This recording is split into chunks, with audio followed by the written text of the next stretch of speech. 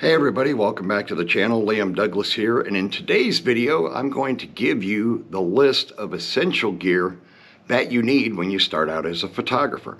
Now these are the most common items that are used by all photographers, and I wanted to share this with you so that you'd have a better understanding if you're just getting into photography exactly the best kind of gear or the gear that you're going to need to be the most successful, especially when first starting out.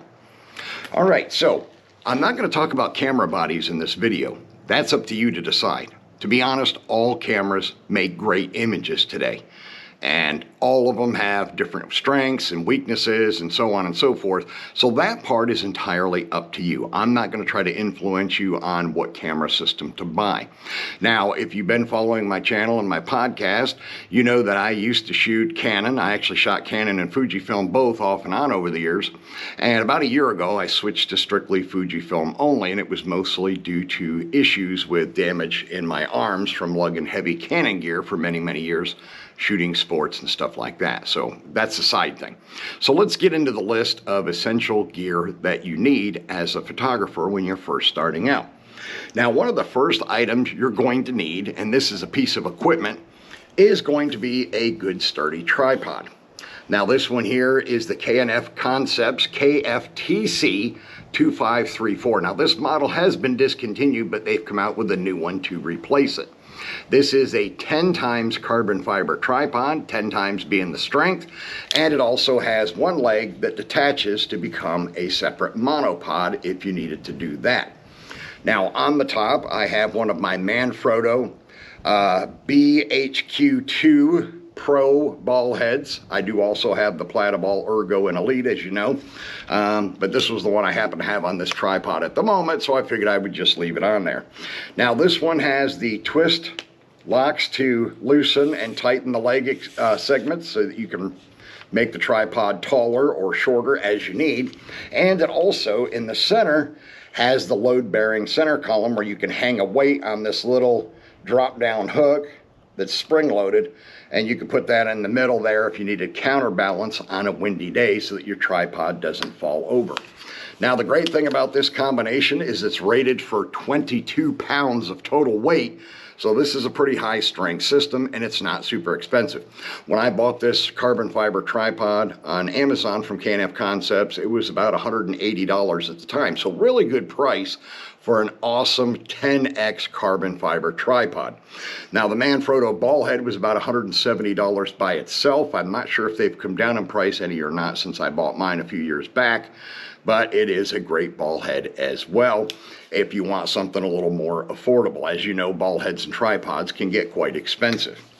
All right, so we got the tripod out of the way. Now, I'm going to pull up the rest of my gear here that I'm going to talk about in this video, and let's get into this. So let's open up my camera backpack, and of course I've got one of my camera bodies with me. This is the Fujifilm X-T4, one of my two X-T4s, and it has the kit lens that it came with attached to it, which is a XF16 to 80, which is basically a 24 to 105 full frame equivalent lens.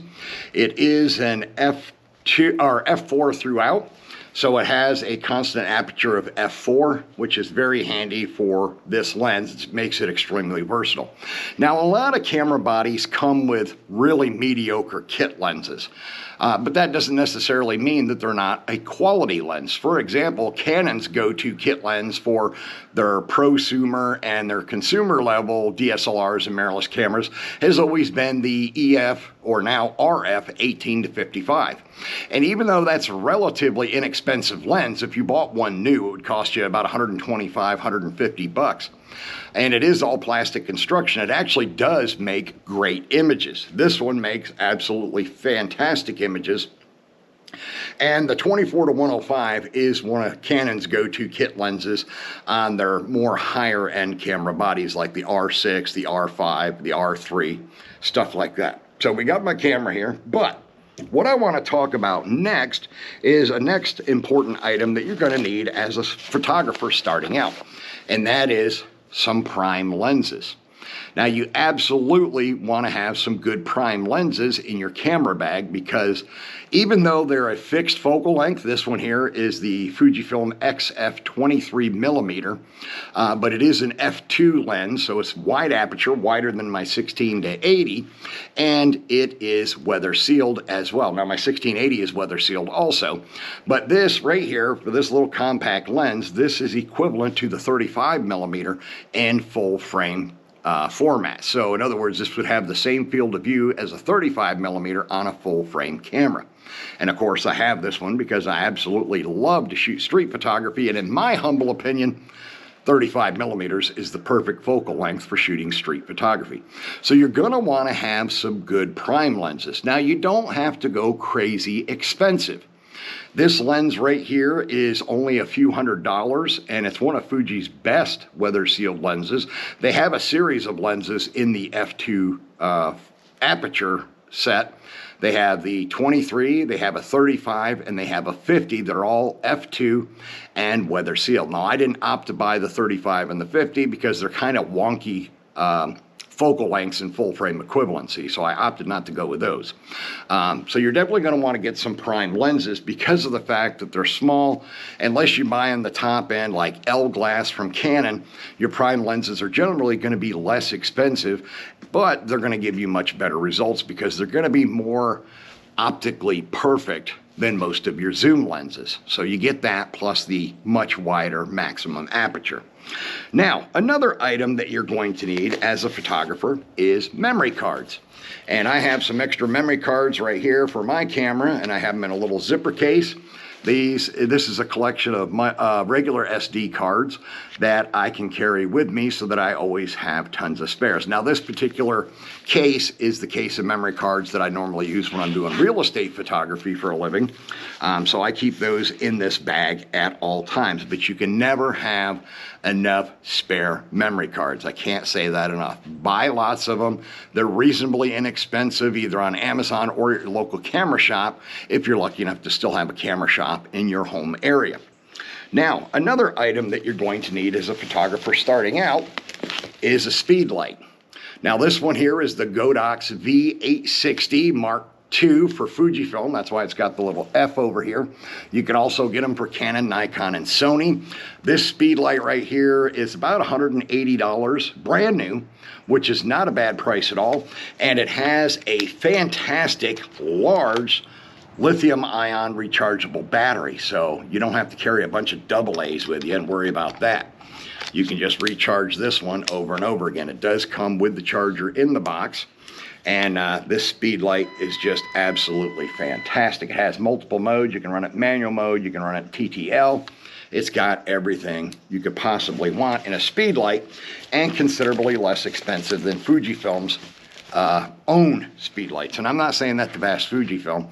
It's just, if you know anything about photography, you know your camera maker speed lights tend to be the most expensive ones. Now, another item I would recommend having is a circular polarizing filter and a neutral density filter. Now, I don't have my filter set with me right now. I lent them out to one of my fellow photographers in the area who wanted to do some daytime long exposure work, and I haven't gotten them back yet, so I do apologize for that. However, in lieu of that, if you have one of these, you could use one of these instead. Now, this is the Arsenal 2 Smart Camera Assistant. And with this mounted in the hot shoe of your camera and plugged into your camera using its app, you can do daytime long exposures without the need for an ND filter. Now, it doesn't have a mode that would substitute for a circular polarizing filter, but again, you're going to need those as well. And make sure you buy some decent ones. I also recommend that you buy your filters large, like 100 millimeters or something like that, and then get yourself a good set of quality step-up rings that you can use, so that you can use that one set of filters on every lens that you have, regardless of the size of the front element. So that's not going to hinder you at all. Now, another thing that you're going to need out as a photographer, let me open up the other end of my bag here so I can get to some of the other goodies. A light modifier. Now, this one is made to magnetically go on top of my speed light that I use for real estate photography. like that, and that's all I need to diffuse light when I'm shooting my real estate photography inside homes. There's also collapsible foldable reflectors and stuff like that. And then of course you also have your different color umbrellas like the silver and the translucent ones and stuff like that you can use to modify your light. Now, another item that you're going to need is spare batteries. So I have here one of the spare batteries for my Fujifilm X-T4. Always a good idea to have some extra ones. Now, if you don't want to spend the money on the more expensive manufacturer's batteries, ones that I can recommend that you can buy on Amazon are made by Wasabi Power. These ones here are. I've been using Wasabi Power's batteries forever, and they are extremely high quality batteries. You generally get 2 batteries and a charger for around $20, $30. So you can't beat that, especially when most of the camera makers charge anywhere from $65 to $100 plus for one of their batteries. And you get the same level of performance. Now, another thing that you're gonna need is a way to charge your batteries when you're out on the road or out in the field. This is the charging cable for my X-T4. It's USB-C to USB-C. So the nice thing about this is I have an adapted version of this with regular USB-A on one end and USB-C on the other that I have always plugged into my car so I can charge my camera directly. The Fujifilm cameras, like the Sonys and some of the Nikons and Canons, can actually be charged by plugging the cable directly into the camera, and the camera will charge the battery while it's inside the camera body. That's very convenient. Another item that you're going to need when you're starting out is a cable release. Now this is the cable release for my X-T4s, and by plugging this into my X-T4 in the side port, I can use this to do long exposure photography. I can set the camera to bulb mode, and then I can press down the button and it'll hold the shutter open until I release the button. It also has the ability on this one where you can lock the button so you can keep the shutter open for a very long extended period of time without tiring out your fingers. So it's always a good idea to have one of these as well. It's not an absolute necessity, but I always recommend it. They're fairly inexpensive. Now, another item that you're going to need as a photographer is cleaning gear to clean your lenses and your camera bodies. Now, a rocket blower is definitely something you need. You can pick one of those up for $7 or $8, $10 on Amazon. I don't have mine with me, I forgot to grab it. But I do also recommend that you get some of these alcohol swabs, cleaning wipes, I should say. You can get a whole box of these on Amazon. These ones are called Care Touch. They're pre-moistened, and you can use these for cleaning the glass on your lenses as well as wiping down your camera body if it gets dusty and dirty out in the field. I also recommend having some of these microfiber cloths as well. Now, when you buy the box of the moistened towelettes that I have here, it actually comes with a bunch of these in the box as well. So you're getting both in one package, and I think the box, which has a couple of hundred of these things in it, the whole box was like 10 or 12 bucks. So really inexpensive, and you can just tuck a couple of these in your bag and be good to go. Now, the other item I have is another cleaning kit here. Now, this is a dusting kit that can be used for any kind of electronics, including your computer keyboard. It does have some special tools inside here for cleaning your keys. You can remove them with this, and it has a sprayer and some other things here. And then on this end, it actually has a slide-out brush you can use to dust things off, wipe things off with. So these are handy as well. Again, this is like another $7, $8 item on Amazon, so not expensive at all. Now, another thing you're going to need out in the especially when you're starting out and you're going out in the field, is a nice external hard drive. Now, this is one of the SanDisk professional SSD pocket hard drives. Let me open it up here for you. Some of them come with this nice case. Some of them you got to buy the case separately. And I'm dropping things here. All right, so here we have the micro SD card. And if you don't want to carry it in this case, if yours didn't come with it, or you just don't want to carry it that way, it does have a notch in the corner so you could clip it to your bag using a carabiner and just let it dangle like this. This is a 2 terabyte solid state pocket hard drive. It has a rubberized coating, so it's extremely durable and impact resistant. And it does come with its own data cable in the package, which is right here. And the data cable is made to work with both USB-A and USB-C to USB-C. So the interface on the drive itself is USB-C, and you can hook it up to either kind of USB ports with its data cable because it offers you the option of both, which is extremely handy. This gives you a great way to back up all of your photos when you're out shooting in the field. You can back them all up to this and then have your memory cards ready for your next batch of images. So these are a little bit more expensive. You can opt to go with less expensive Western Digital or Seagate pocket drives, which are a bit bigger and they're not impact resistant. Now, don't get me wrong, those companies do make impact resistant hard drives, but their standard hard drives, the ones that are cheaper, that are portable and easy to carry with you, are not impact resistant. So just keep that in mind. Kind of, you get what you pay for. But I understand if you're a photography student like I was once upon a time, you probably have a limited budget. So these are most all of the major items that you're going to need starting out as a photographer. These are what I would consider essential items. And then of course, one of the main final items I have here, if you bear with me just a second, let me get this bag closed back up so I'm not dumping stuff, is a good camera bag. Now this one that I have here is one that I purchased online. It is a fantastic bag.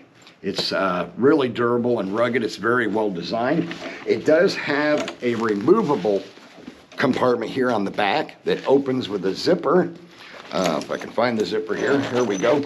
And this would allow you to store your iPad or a laptop or both. It's actually got no, it doesn't just have one compartment. Okay, so you can store your laptop in here or your iPad. It'll take out like up to a 15 or 17 inch device, so you got plenty of room there.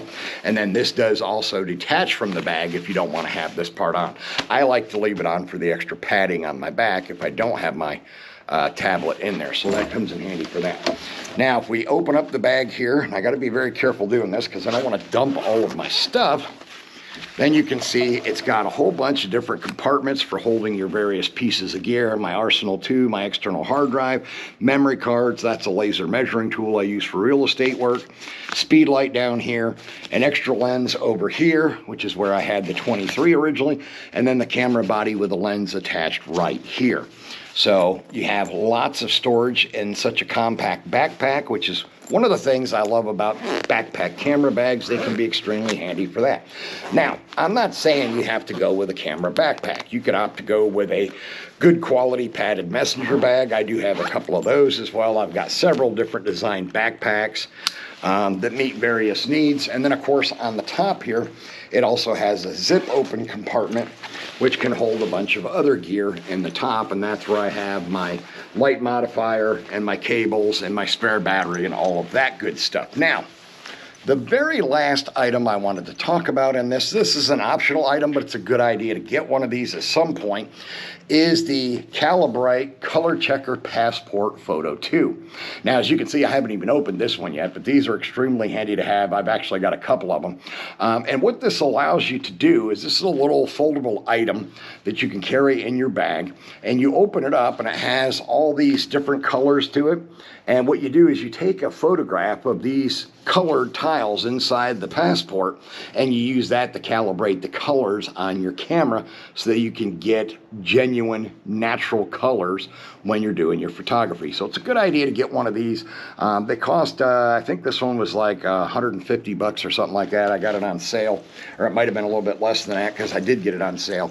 And it's not an absolute necessity to have, but it's definitely something you're going to want to add to your equipment list down the road, so that you can have the most capable camera with the most capable and accurate colors and get the best quality work, especially if you start doing paid work for clients. All right, that is going to wrap up this video with the essential list of photography gear that you need as a beginning photographer. I want to thank you for taking the time to watch this video. Please make sure to subscribe to the channel, watch the videos, comment on them, share them out on social media, and hit the little bell icon so you can be notified when new content drops.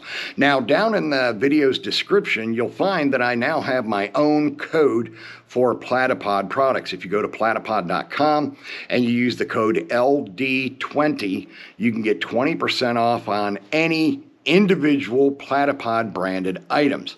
It does not apply to the bundles because they are already discounted 20% or more, and it does not apply to Lume Cube or Square Jellyfish products, only the actual Platypod products. And that code does not expire, so you can use it anytime to save 20%. You can use it multiple times. If you want to get a Platypod flat tripod this week and maybe or this month, and then maybe next month you're going to get one of the ball heads, you can use the code over and over again to save 20% at platypod.com. Now, this coming Thursday, if you're a listener of my podcast, I will be interviewing the wonderfully talented Skip Cohen from Skip Cohen University. He's going to be on the show for his second appearance, and it is also going to be the start of my next giveaway contest, in which I will be giving away one brand spanking new Platypod Extreme flat tripod. So you want to make sure that you listen to the podcast and get the information to enter the contest. I will be putting it in the description of this video after the fact once the contest starts, and then each video that I do over the next few weeks or however long I run the contest, it'll probably be 90 days or something like that. Every weekly video will also have the link down in the description below. All right, thanks again for your time, and I will see you all next time.